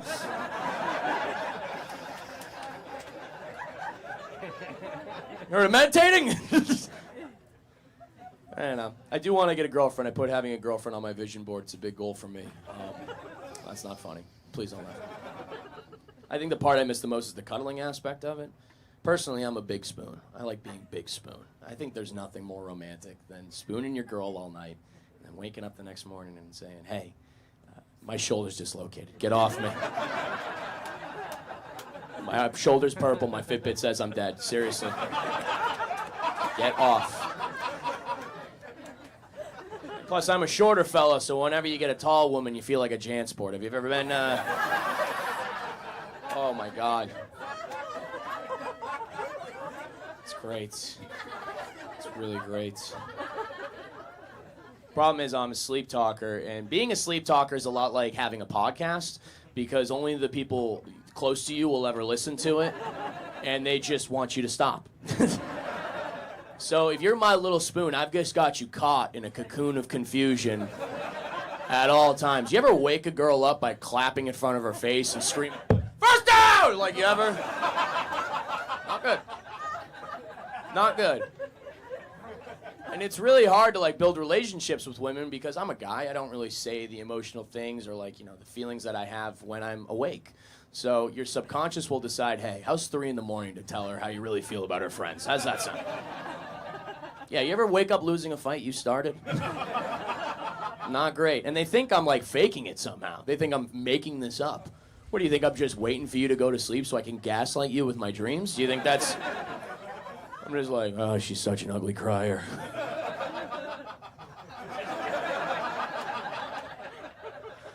All right, guys, that's been my time. Give it up for Joe, everybody. This place is awesome.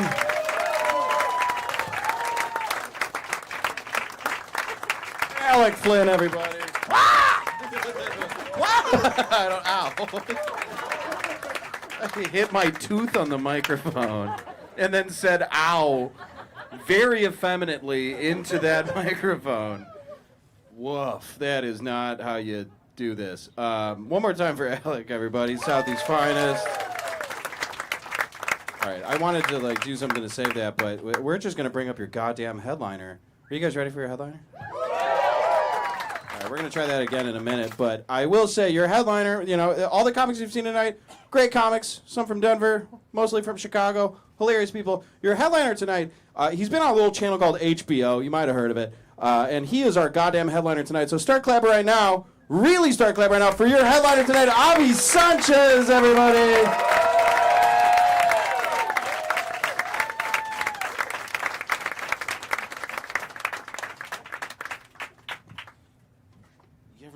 Mistime your mushroom ingestion?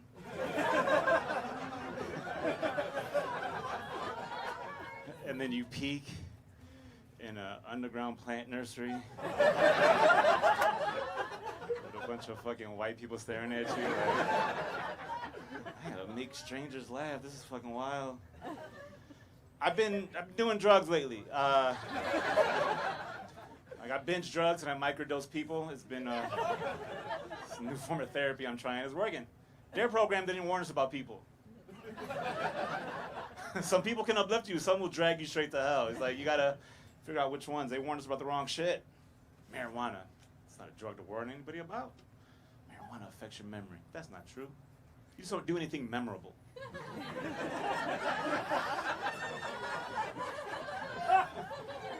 It's not like you get high on these big-ass adventures and fucking forget everything. Like, what do? We talked about sandwiches for 4 hours. That was it. Like, watched Animal Planet and went to sleep. That was the end of our night.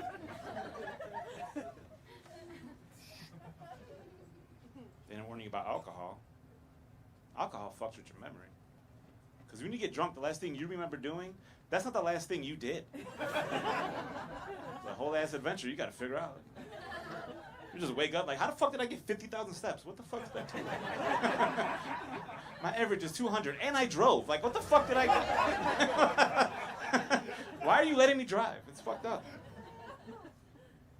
Don't drive drunk. I did it one time. I crashed my car into a house. Don't gas. I'm fine. The house didn't use its blinker. You know what I'm saying? It's not my fault. Like, it was just end up in the front yard. That's when I realized I had white privilege. Because I'm a very light-skinned Latino. I'm a person of color with no color. I'm a gateway minority. I blend in and shit. Fucking secret invasion and shit. That's why it's weird performing in Humboldt Park. Like, they gentrified me out of this fucking neighborhood. And now they charge you $30 to be here. That's fucked up.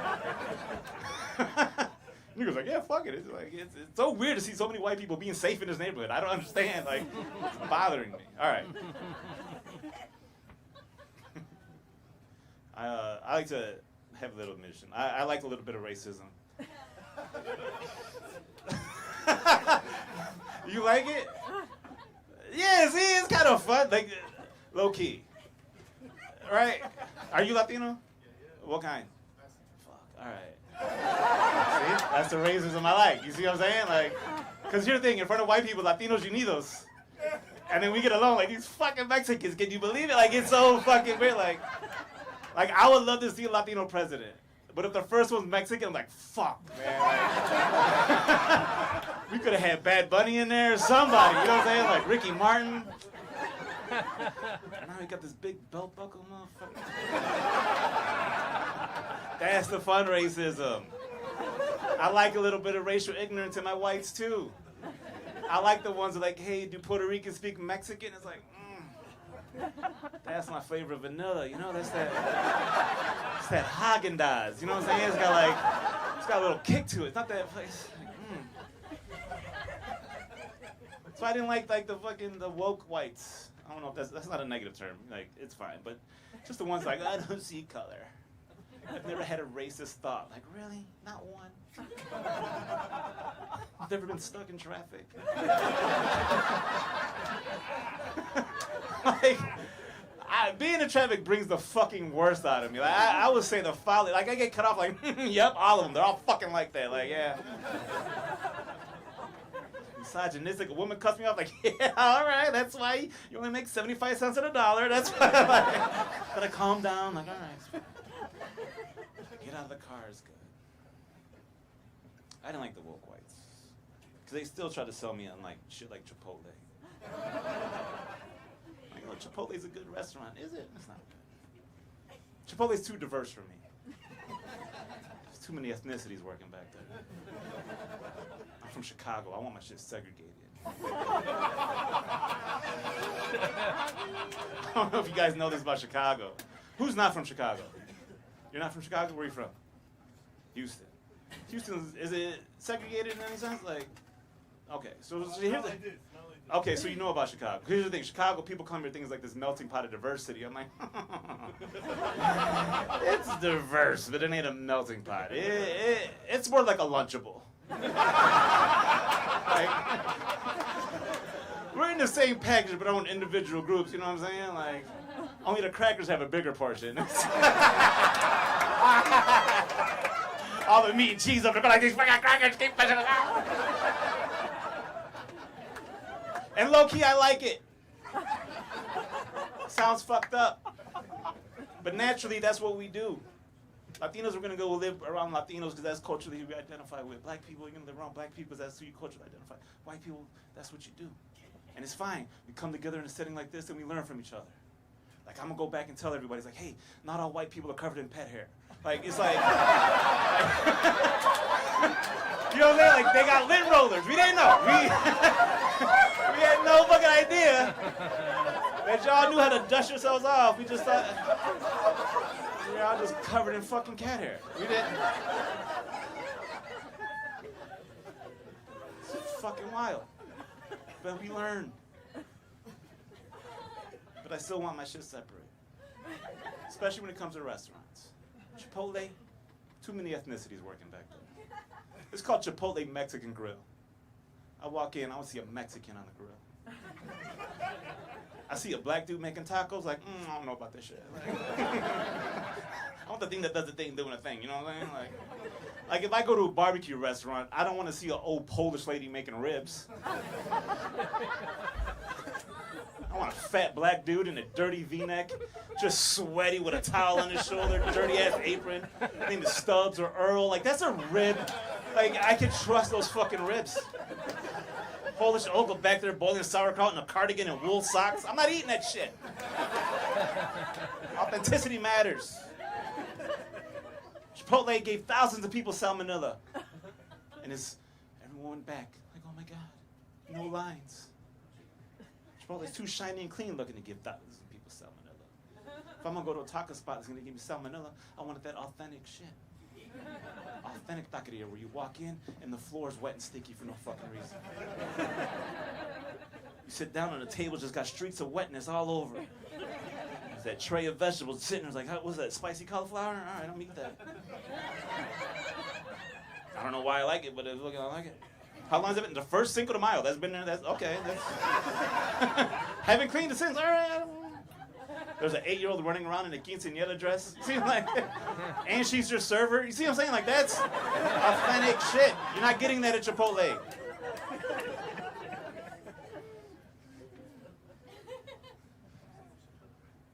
I'm 45 years old. I just kept breathing. I didn't earn it. I don't feel like I'm 45. I still do millennial shit. Smoke weed all day, I play video games, I eat ass. That's how I got COVID. Twice. Lost my sense of taste. I'm like, fucking more ass. You know what I mean? I'm already down there, it's just drier. You know? I thought I was gonna get pink eye. No, that shit didn't work. It's weird being this age, because I'm trying to figure out my midlife crisis. As I said, I'm already doing drugs, but I've been doing it. I had the budget. I don't know what's out there for me. They got the stereotypical shit like, oh, you could date a younger woman. I don't want to do that. That's gross. I like women my age. Not my age, 45, that's disgusting. But like a little bit younger. Like, I'm kidding. No. But like, I don't know. I like a woman that's got some seasoning to her. You know what I'm saying? Got some life. Life has been a little bit hard for her. She got frown lines for no fucking reason. Like that shit's. She's got some flaws to her. Like her fucking titties are lopsided. You know, like one's a B cup, one's a C cup. That's some hot shit. Cause you lay her on her back, looks like her chest has a lazy eye. She's like, fucking titty just sliding and it's gonna fucking get out of there, titty. You know? And I just don't want to have sex with somebody that would hope. I need someone that knows that life is fucking plateau, man. I'm not gonna lie though, I am a dude, so I did have sex with a younger woman one time. I didn't like it like I thought I was going to. I felt weird when I got done. Felt kind of gross. I felt like a werewolf that turned back into a human. Just naked and confused, like, what the fuck, did I do that? Like, oh shit, my bad. Alright. And then she put on a t-shirt and said class of 2016. I was like, oh no. Like, that was my 20-year reunion. What the fuck, man? Fucked her one more time. School spirit. I had to get it. I was like, go Eagles! The only reason I would date a younger woman is so I could become friends with her dad. It's just hard to make friends in your 40s, you know? Like I need some, especially doing comedy, like I need somebody that remembers the 96 Bulls. Jordan was the greatest. I'm in a new relationship. We've been dating for like a year. It's weird because I call her my girlfriend. She calls me her partner. And that shit bothers me because we haven't solved one crime. I'm watching forensic files, taking notes. Nothing. But every night I got to deal with the mystery of who's that bitch liking all your pictures on Instagram. Like, I don't know. Like, how do we solve this? I have fans. What do you want me to tell you? It's fucking weird. I know we're happy because we both got fat as hell. That new relationship weight, that happy weight, that's a real fucking thing. Like, here's the thing. That first year, you gain a bunch of weight. Then that second year starts, you're like, all right, what are we going to do with this? Like, we're going to get skinny or are we going to stay fat? You know what I'm saying? Like, what the fuck? And if you are in a relationship and one of you gains weight and the other one stays skinny, that skinny one is cheating. That's just a simple, like, those are just the facts. I'm sorry if you're in that situation now. The thing is, people have expectations now, like, oh, you guys have been together for a while. You guys gonna get married? I'm like, why don't you want us to be happy? What the fuck? Too old to have a wedding, I feel like.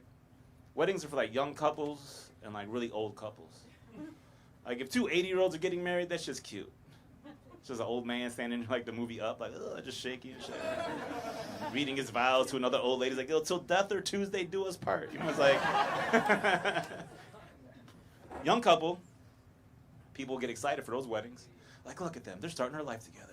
They found their fucking soulmate. You're 45 having a wedding, like, look at them. One of them's running out of insurance. Like, it was just like, the fuck? Young couple, you could register for gifts. No one even questions that. Look at them. This is the shit they need to start their life together. I'm gonna buy them that. Middle-aged couple? Like, motherfucker, you don't have a toaster? Like, what? You've been together for 10 years. You didn't buy an air fryer during the pandemic like the rest of the world? Like, what the fuck? I'm not supporting this. Young couple, oh my God, are you guys gonna start a family? You guys planning on starting a family? Middle-aged couple's like, you're not gonna have kids, are you? You're 45. That's gonna be a real spectrum-y baby. Don't do that to the fucking baby. Adopt a dog. Get that out of the way. Fuck adopting dogs. Buy new. I adopted a dog. Listen, I'm gonna take a stance on this. Fuck that shit. White people convinced us, like, you gotta adopt, don't shop, adopt. I didn't know you could adopt dogs. I grew up in the hood. We just get dogs.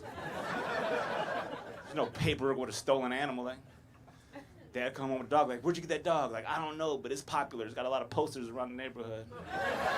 It's got a phone number and a budget. This is crazy. But they convinced me, adopt a dog. You gotta get one out of a shelter. It's gonna love you forever. Use a pun. That's how I knew it was a fucking problem. Give it its forever home. It's gross. I bought into that shit. So I went and I got me a used dog. Bought me a 2017 Chihuahua. Low mileage, all the maintenance. Black with tan interior, you know? Let me tell you something about used dogs. Always buy new. Because these used ones, they're in a shelter for a reason, because nobody loved them. Because they're shitty animals. Every used dog comes with a set of rules that you just can't fucking follow. Like, hey, real quick, the dog's got high anxiety, so you got to make sure you get the Xanax 3 times a night. And then also it's got diabetes, you got to give it insulin, and then all this other shit. It doesn't like men, doesn't like bald men, or men with beards. Good luck. I'm like, why the fuck are you giving me this dog, man? I wanted a pet, now I got to be a hospice nurse to a Chihuahua? That's bullshit. I wanted one of them new inbred dogs. On the spectrum, sitting there like the happy hyena from The Lion King, like, just dumb. That's what I wanted. Fucking Thunder Buddy to a Chihuahua. This is bullshit. I don't even know how old it is. It's got a Mexican birth certificate. That shit could be fucking 12 or 2. I don't know. Then they try to say, you want to get a health insurance? No. I don't have it. Why would the dog? Well, what about a dental plan? You know what my dental plan is? Chew on the other side of my mouth. He'll fucking adapt.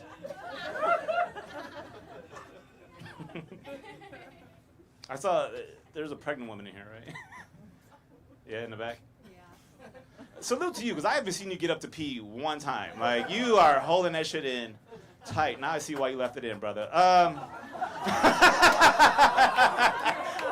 What? We're having fun. I'm on drugs. No. Hey, here's the thing. Like, salute to you guys, because I feel like as a society, we're leaning more towards pets, because it's easier than kids. Like, you put a dog in a cage, responsible pet owner. You put a kid in a cage? That's a Netflix documentary. Like, someone's coming to say, like, imagine you go to your friend's house, like, hey, what's up with that kid? It's like, oh, man, he likes to sniff your ankles and bite your crotch. We don't know what the fuck's going on. Like, you spraying with vinegar every now and then? I know we're doing that because I work downtown, and I see dogs and strollers and kids on leashes. It's flipped. Someone came here with a dog, like, oh, my God, it's a fucking dog. Someone came here to a baby, like, is that a fucking baby? Like, what? Why do you have that thing in here? What's wrong with you? Is that a service baby? Is that a seeing eye baby? Otherwise, you got to chain that shit up front. We can't. Financially, dogs are better, especially for me, because I know money-wise, I can't afford to raise anything I can't have put down. All right, that joke's just for me. But it makes fucking financial sense, because here's the thing. I love the dog. I play with her all the time, picked her up, I would pet her, she'd make this weird grunt noise, like, be all cute and shit. And then when we went to sleep, she'd paw at my leg, and then she'd curl up in a little nook right here, and then I'd fart on her. She'd pick her head, like, you fart on me? I was like, no. She's like, all right. And she'd go back to sleep, and then I'd fart, and she's like, you're farting. I'm like, no, I'm not. Like, yeah, you are. She's like, digging in my butt, like, get out of my butt, cha-cha. I was like, no, what the fuck, get out of there. You know, it's like a fun game. I like playing it, you know? But if I took her to the vet and I'm like, hey, Abi, Cha-Cha's real sick, it might be like $4,000. I'm like, I only paid $200. Can I trade her in for parts on the new one? You get a Cha-Cha too right now. I don't want to end on that.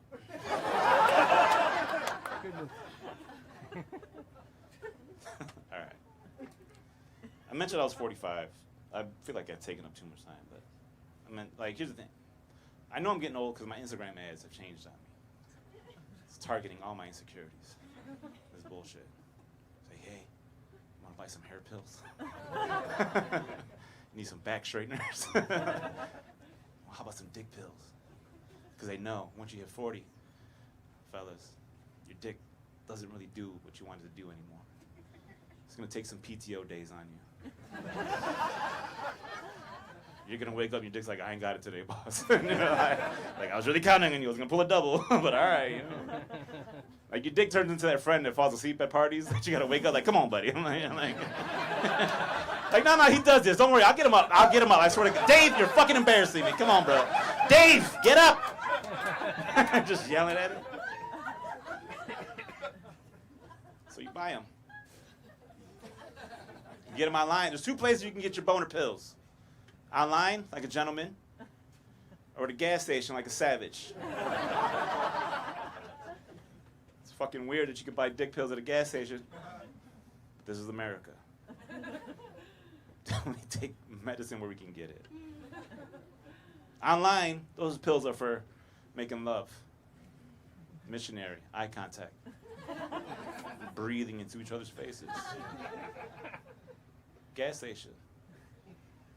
No love being made. It's very disrespectful. There's gonna be some spit in your asshole. Just be prepared. The names are even different. Online, they're all subtle. They don't know exactly what they do. Blue Chew, Hims, Keeps. All right, I don't know what they do, but apparently they give me boners. Let's get in on this. Gas station names aren't subtle. Pussy Crusher 3000. Like, oh my God. Like, what the fuck? The pill is this big. You gotta take it like an edible. Like, hey, bro, just do a quarter at a time. We don't know exactly. It's fucking sawdust, Cialis. We don't know what the fuck's in there. Like, it's just putting shit in there. It's fucking wild. Here's what sucks. Take a dick pill. Your dick thinks it's 15 years old. But your knees and your back are still 45. You're like, I'm gonna fucking do all this wild shit. And then you get 3 strokes in, like, you know what? Can we just lay on our side and fucking finish this episode of Hey guys, that's my time. Thank y'all so much. My name is Abi Sanchez. Y'all been dope. Bye. Abi Sanchez, everybody, let him hear it. That's a fucking pro right there. It is so good. Goddamn, what a show. We're going to do some shout-outs, and then we'll release you to the streets. Get home safe. So, first of all, just, like, go through the Instagram story. Follow every comic you saw on Instagram. That's our social currency. We need that to quit our jobs. So, follow every comic, and make some noise for every goddamn comic you saw tonight. So funny.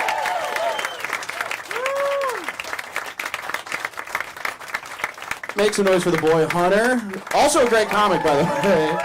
Hunter will be here in, I think, August or September. I think August. But yeah, Hunter's fucking great. So he's sorry. I'm hammered, guys. And then our amazing security, Tyler and Jenny, checking you guys in, keeping everyone safe.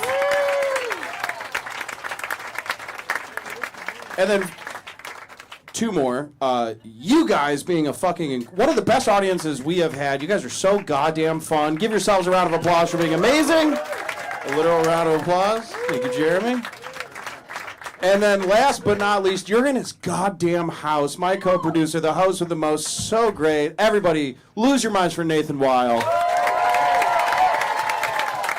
That is our show. We love you. Get them safe.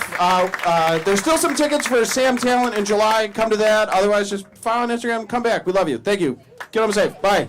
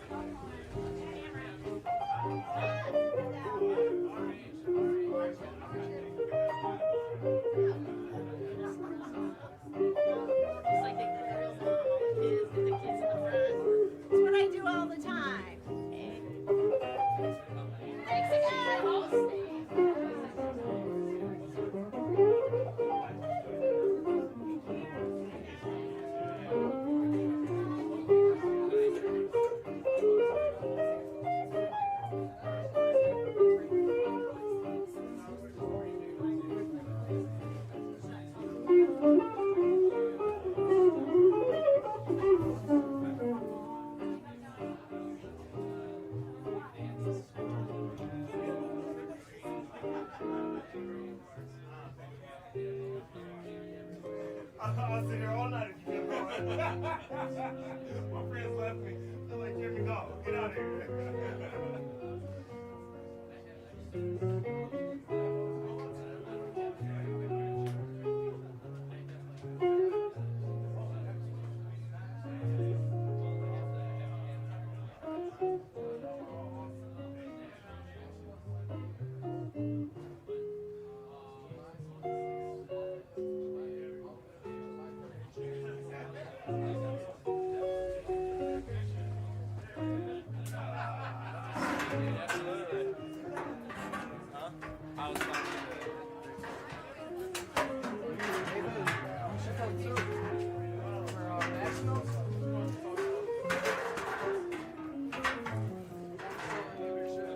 What? When is it? July 26th to July 31st.